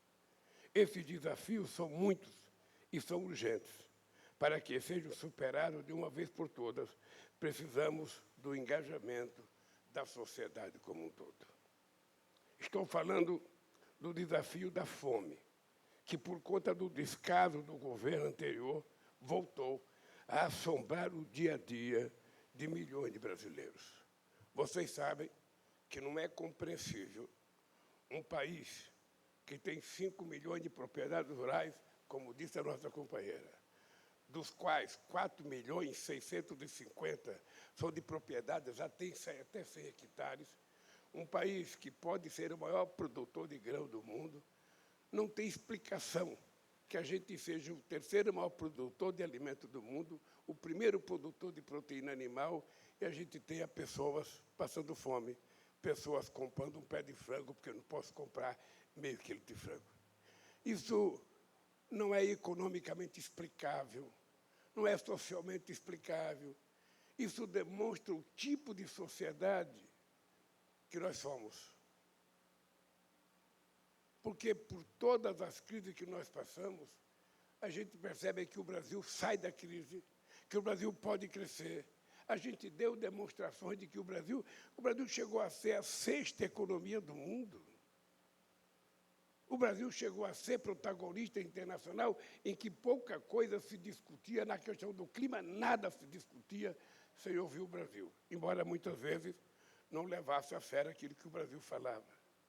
Nós somos um país em que nós não precisamos derrubar mais uma árvore para aumentar a nossa produção, até para dobrada. Eu acho que aqui vocês vão ter que, em algum momento, discutir como é que a gente vai recuperar as terras degradadas desse país para que a gente possa preservar o que tem que ser preservado e produzir o que a gente tem que produzir. Não é necessário nem queimada, nem desmatamento, não é necessário destruir aquilo que amanhã poderá ser o prejuízo da própria unanimidade. Então, eu acho que nós temos que discutir coisas que nós não discutimos ainda. Eu, na verdade, estou falando da desigualdade. Essa muralha de concreto e de injustiças que faz com que o Brasil não reconheça o Brasil. Seria muito importante se a gente pudesse pegar todos vocês, colocar num avião grande e levar vocês para conhecer o Brasil. Não o Brasil do plano piloto, o Brasil das esplanadas dos ministérios. Não apenas o Brasil da Faria Lima, da Avenida Atlântica, de Boa Viagem. Não apenas o Brasil que uma pequena parte da sociedade tem acesso, mas o Brasil que todos nós vivemos. É muito duro você viver num país em que as pessoas já tiveram chance. A economia desse país já cresceu 14% ao ano. E quando os institutos de pesquisa iam aferir o resultado do crescimento, que foi excepcional, o povo tinha ficado mais pobre. Porque a massa salarial e as conquistas sociais não acompanham o crescimento da economia desse país. Vocês se lembram quantas coisas nós fizemos? Abrir financiamento especial para geladeira, para fogão, para linha branca de tudo, para automóveis.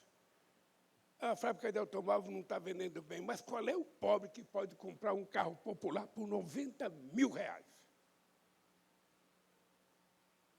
Um carro de R$90 mil não é popular, é para a classe média. Sabe, popular é um carro mais barato, mais simples. E o povo não gosta também desse nome popular, porque quando fala vai comprar um carro popular, uma geladeira popular, um fogão popular, tudo é rebaixar a gente. As pessoas gostam de comprar o que pode, mas aquilo que ele comprou é o melhor. Então, para que codificar de popular? Vamos fazer carro a preços mais compatíveis, aumentar as prestações. Eu brigava muito com a minha equipe econômica, eu estou vendo o Haddad ali. Na época não era o Haddad, era o Guido Mantega. Eu falava, Guido, olha, o povo mais pobre, ele sofre as consequências dos juros, mas ele não reclama, porque para ele o que interessa é se a prestação do bem que ele vai comprar cabe no bolso dele. Não adianta comprar uma coisa de juros zero e ele não poder pagar a prestação. Eu não estou dizendo isso, Roberto Campos, porque concordo com você, não. Todo mundo aqui sabe que esse conselho pode até discutir taxa de juros, se quiser. É engraçado. É muito engraçado o que se pensa nesse país. Todo mundo aqui pode falar de tudo, só não pode falar de juros. A federação, a Fiesp, precisa tomar muito cuidado para falar de juros. A Federação do Comércio, muito cuidado. As indústrias têxteis, muito cuidado. Todo mundo tem que ter cuidado. Ninguém fala de juros. Como se um homem sozinho pudesse saber mais do que a cabeça de 215 milhões de pessoas.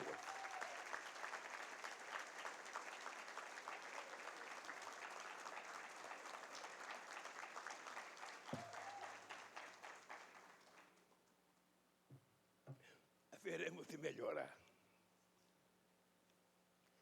desigualdade no Brasil, ela é ampla, geral e restrita. Porque a desigualdade ela está no salário, ela está na qualidade do emprego, ela está na qualidade da saúde, ela está na qualidade da educação, ela está na igualdade do dentista que você usa, na praia que você vai.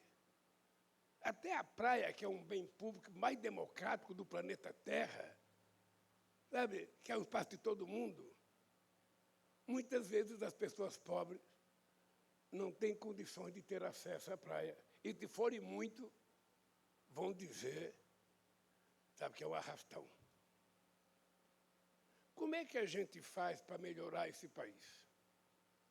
Se a gente for analisar o discurso de Dom Pedro II, o discurso do primeiro, do segundo, do terceiro, do quarto, do quinto, do sexto, de todos os presidentes da República, vocês vão ver que a palavra social está lá. Não tem nada mais belo do que o capítulo da nossa Constituição que fala da questão social. Não tem nada mais belo, é tudo. Parece que você está lendo a Constituição da Dinamarca, da Finlândia. Tal a beleza de conquistas que o povo teve, mas que na hora da regulamentação a gente não consegue regulamentar, porque a correlação de força política muitas vezes é contrário àquilo que está no princípio constitucional. Então, como é que nós, sociedade que vivemos em 2023, vamos tentar fazer o Brasil ser diferente uma vez na vida? Nós temos desigualdade racial, nós temos desigualdade de gênero, de raça, nós temos desigualdade de oportunidades. Que oportunidades têm as pessoas pobres? O Haddad, quando ministro da Comunicação, criou oportunidade para as pessoas pobres fazerem universidade de qualidade, criando o ProUni, o ReUni, as escolas técnicas. Isso permitiu que, pela primeira vez na história do Brasil, filhos de empregada doméstica, filho de pedreiro, filho de lixeiro, pudessem ter uma vaga na universidade e se transformar em doutor.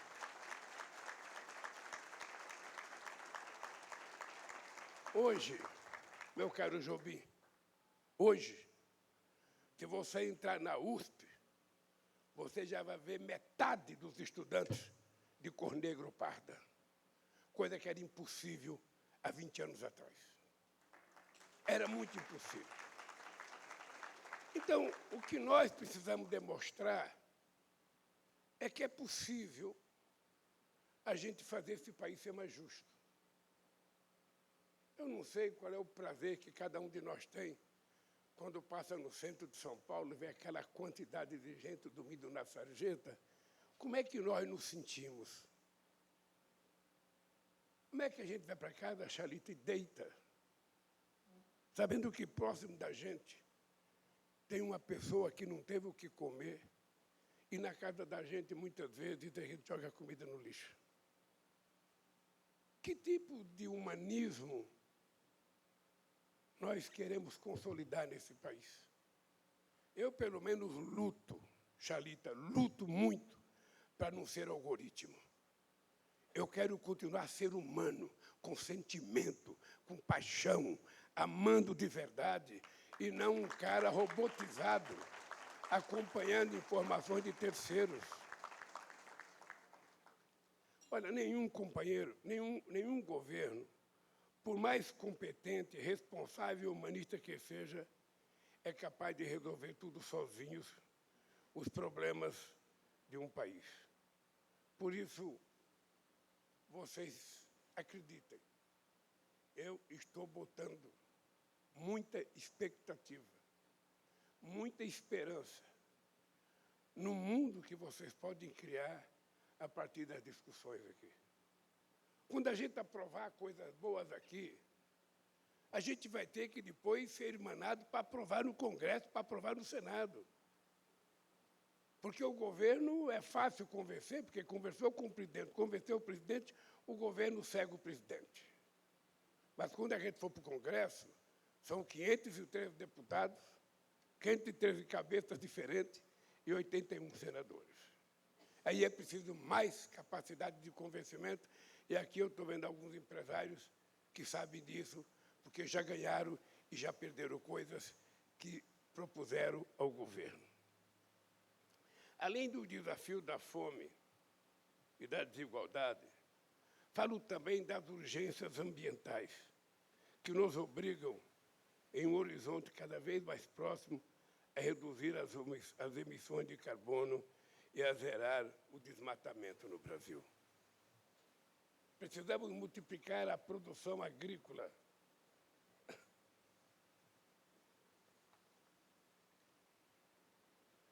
Precisamos multiplicar a produção agrícola sem derrubar nenhuma árvore a mais. Precisamos de uma nova base industrial fortemente tecnológica, digitalizada e, sobretudo, limpa e inovadora. Temos que acelerar a transição da matriz energética e assumir de vez o nosso papel de liderança mundial em fontes renováveis. Não tem no mundo nenhum país com a capacidade de fontes energéticas renováveis que tem o Brasil. Nós temos tudo que quase todos os países do mundo gostariam de ter, mas não têm. E nós temos de sobra. E é urgente que a gente mostre ao mundo de que o Brasil não só fala da questão da preservação do clima, como o Brasil vai cumprir aquilo que for necessário. Não é uma, são várias, desde o etanol, do biodiesel, da energia hídrica, da solar, da biomassa, da eólica. Nós temos muita, mas muita possibilidade. Agora surge o hidrogênio verde, que só se fala nisso no Nordeste. Ou seja, Deus queira que a gente consiga colocar em prática logo, para que a gente possa, mais uma vez, se a gente puder, vender energia. Porque o hidrogênio a gente pode exportar, se a gente quiser. E tem muito mercado.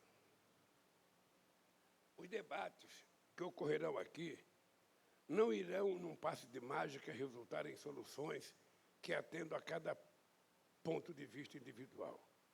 Mas esses debates certamente possibilitarão que identifiquemos pontos em comum entre os mais diferentes olhares e vivências em busca de um denominador comum. E, sobretudo, ajudarão a construir acordos e consensos em torno de como enfrentar os principais desafios da nossa geração e das futuras gerações. Até dia 31 de dezembro de 2026, vocês terão um intenso e importante trabalho pela frente, nas plenárias, nas câmaras e nos grupos temáticos desse Conselho. Eu estou certo de que suas ideias, experiências e o compromisso com o nosso país serão elementos fundamentais para a reconstrução que precisamos fazer no Brasil. Minhas amigas e meus amigos, não é apenas a caneta de um presidente ou de um ministro que faz as políticas públicas saírem do papel para a vida real de milhões e milhões de cidadãos ou cidadãs. Tampouco é a publicação de um decreto ou o lançamento de um programa que garanta o seu sucesso. A verdadeira solidez e eficácia das políticas públicas vem do fato de elas serem consideradas legítimas e necessárias pelos mais amplos setores da nossa sociedade. Eu lembro, Alckmin, do nosso saudoso Franco Montoro, que ele dizia, no Brasil tem lei que pega e lei que não pega. E é verdade. É o único país do mundo que tem lei que pega e lei que não pega. Se a sociedade não gostar da lei, ela não pega. Se a sociedade gostar, ela pega. Então é importante que, quando a gente faça uma lei, a gente tenha percepção de como a sociedade vai reagir àquilo que nós estamos fazendo. Construir uma política pública sólida requer uma rica jornada de diálogo, de busca das necessidades comuns e as pactuações que temos que fazer abertas e transparentes. Ao longo dos meus 2 primeiros mandatos de presidente da República, o então Conselho de Desenvolvimento Econômico e Social contribuiu de forma extraordinária para a formulação das políticas que fizeram do Brasil um país melhor e mais feliz para viver. O crédito consignado, nós recebemos orientação do Movimento Sindical Brasileiro. O Marinho ainda era presidente da Central Única dos Trabalhadores. O Minha Casa Minha Vida, as primeiras discussões foram feitas no Conselhão. O PAC, as primeiras coisas foram feitas aqui no Conselhão. Significa que vocês têm que ter clareza que aquilo que vocês aprovarem aqui será levado muito a sério pelo governo, porque senão não teria sentido fazer o Conselhão. E muito mais o Conselho agora com o nome sustentável. Não teria nenhum sentido. Foi a inovação que teve no Conselho, foi a palavra sustentável. E trazer a presidenta do Palmeiras para participar. Quem sabe...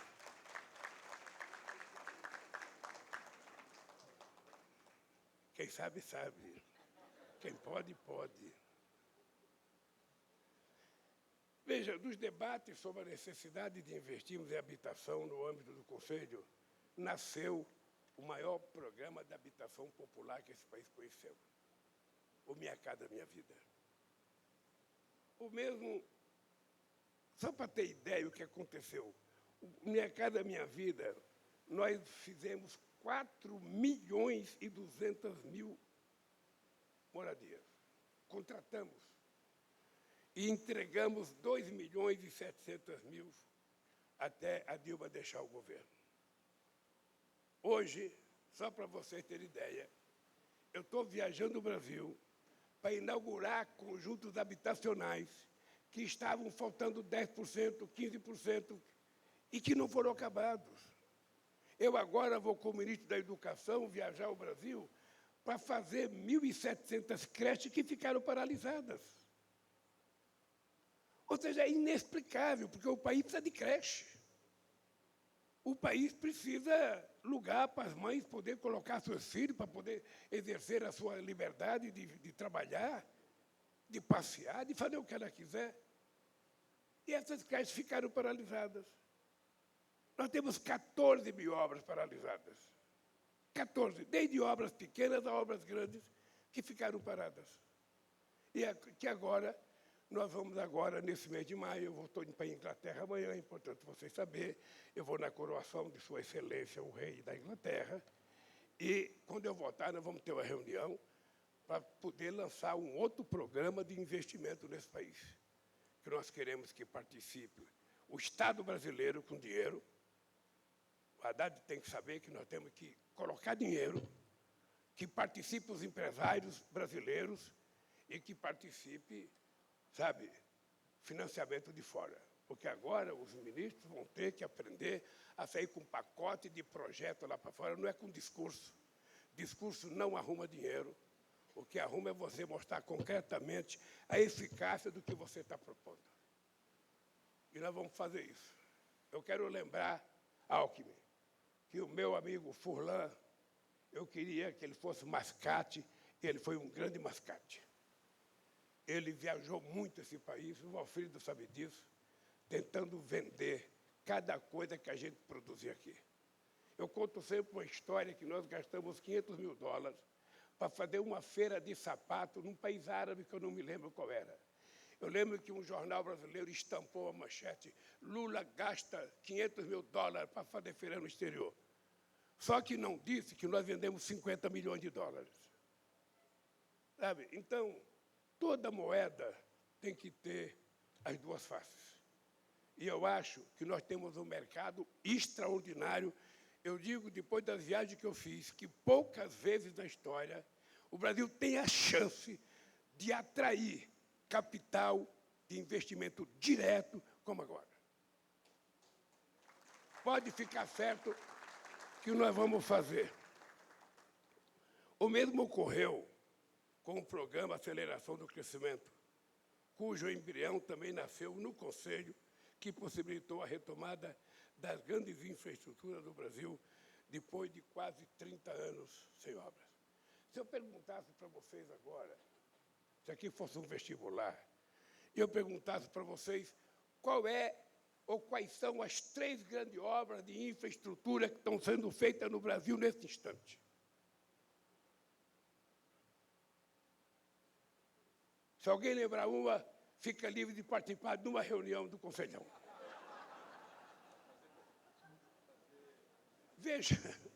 Veja a diferença do que eu estou falando. Em 2010, eu fui fazer um debate na Inglaterra, a convidado da Telefônica da Espanha. E lá só se falava em crescimento da China, Dade. Era só China, só China, só China, só China. E eu sou presidente de um país grande também, eu tenho... Aí eu falei para os caras o seguinte, eu desafio vocês a mostrarem um país que, no mesmo instante, está produzindo as 3 maiores hidrelétricas do mundo, que está produzindo 12 estádios de futebol, que vai fazer as obras das Olimpíadas, que está fazendo 20 mil quilômetros de linhas para transportar energia, que está fazendo 2 mil quilômetros de ferrovia, e não sei quantos mil quilômetros de estrada, acho que era 5 mil. Eu tinha tudo isso decorado na cabeça, e o pessoal ficou quieto. Esse país era o Brasil. Um dia eu viajei de avião com a Luiz Mercadante, eu dei uma carona para a Luiz Mercadante, e o Aloysio,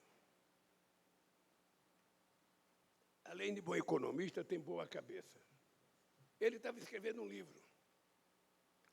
E ele começou a falar do livro, das coisas que aconteciam. Começou a falar, começou a falar, começou a falar. E eu comecei a dizer o seguinte, o Haddad, que país é esse? Ele estava falando do Brasil. Porque a gente não se deu conta do que aconteceu nesse país de 2003 a 2010 e depois de 2010 a 2016. De vez em quando é que a gente só lembra da desgraça. Mas esse país viveu o período mais extraordinário que eu consegui viver aos meus 77 anos, em que as pessoas tinham alegria nos olhos, as pessoas tinham certeza que podiam comprar as coisas, as pessoas tinham certeza que arrumavam emprego. Naquele período, nós geramos 22 milhões de empregos com carteira profissional assinada. Quando a gente fala isso, tem gente que pensa que a gente é contra os trabalhadores que trabalham com aplicativo. Não, eu não sou contra, não. A única coisa que eu quero é que cabe ao Estado garantir para essa gente seguridade social. Se a bicicleta cai, se o carro bate, se a bicicleta quebra, esse cidadão se machuca, quem vai pagar por ele? Nós temos que tratá-lo como ser humano. Por isso é que nós temos que tentar fazer uma bela regulação para que a gente tenha um mundo de trabalho mais civilizado. Eu chamo em criar um novo pacto, sabe, entre capital e trabalho. Bem, a política de valorização do salário mínimo cresceu 74% acima da inflação e teve efeito direto na redução da pobreza e no crescimento econômico do país. Foi, igualmente, como eu disse, debatido aqui também. O salário mínimo é a maior distribuição de renda que a gente pode fazer para as camadas das pessoas mais pobres desse país. O efeito é extraordinário. O resultado desse debate foi materializado em medidas provisórias, projetos de lei aprovados pelo Congresso, que mudaram a vida de milhões de brasileiros. Tenho certeza, aqui está escrito, tem absoluta certeza, eu não vou ler absoluta certeza, porque já é prepotência demais. Eu vou ler só. Eu tenho certeza de que, em meu retorno, o Conselho de Desenvolvimento Econômico e Social, agora acrescido da palavra sustentável, desempenhará um papel tão ou mais importante que aquele que teve na fase anterior.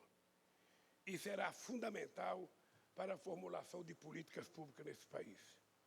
Precisamos aprimorar nossas políticas educacionais, retornar nosso protagonismo nos fóruns globais, repensar as novas relações de trabalho, medidas pelas plataformas e trazer a inovação para aproveitar o melhor da economia digital.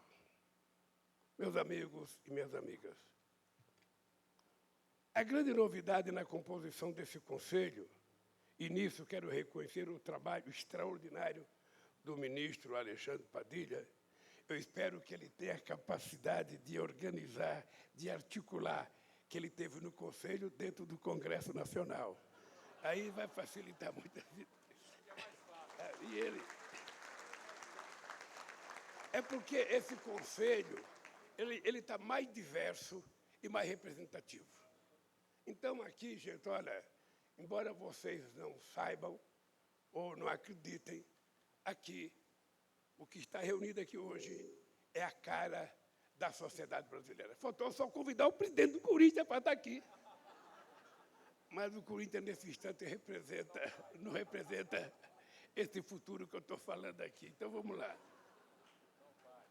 Nós temos participação maior dos movimentos sociais e, de novo, o setor da economia, a exemplo das startups e dos fintechs. Avançamos na representação regional e, graças a Deus, as mulheres estão aqui com quase maioria, e se vocês trabalharem, poderão ter maioria, porque, de vez em quando, pode entrar gente nova no Conselhão. Então, as mulheres podem conquistar a maioria aqui. Precisamos, é claro, avançar ainda mais. Essa é uma missão que tenho certeza que a competência do Padilha vai ajudar com que esse fórum cresça mais. Há quem considere um defeito a composição heterogênea desse Conselho, quando, ao contrário, essa é justamente a sua principal virtude, o diálogo entre os diferentes, a união de todos e de todas num esforço comum pela reconstrução do Brasil. Esse esforço democrático há de gerar muitos frutos ao longo dos próximos anos, mas os primeiros desses frutos já estão sendo colhidos agora, aqui mesmo nessa plenária. Esses frutos se chamam civilidade e diálogo democrático.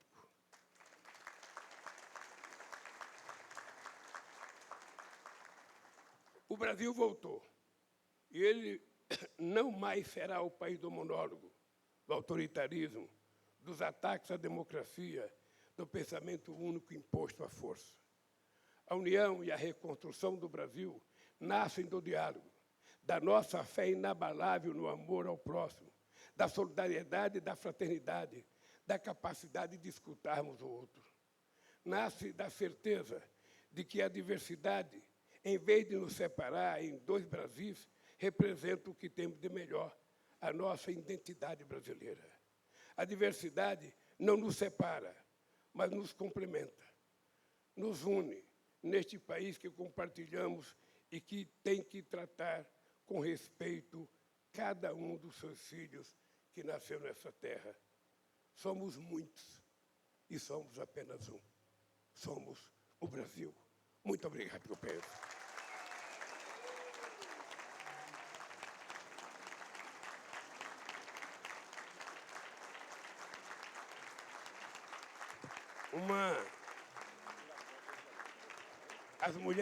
As mulheres se preparem. Está encerrada esta cerimônia. Pedimos a todas e todos que aguardem em seus lugares a saída. Não está encerrado, meu caro amigo. Reabra os trabalhos. É o seguinte, a ministra Simone Tebet está mandando aqui o seguinte aviso. A Câmara acaba de aprovar por maioria absoluta a igualdade de salário entre mulheres e homens.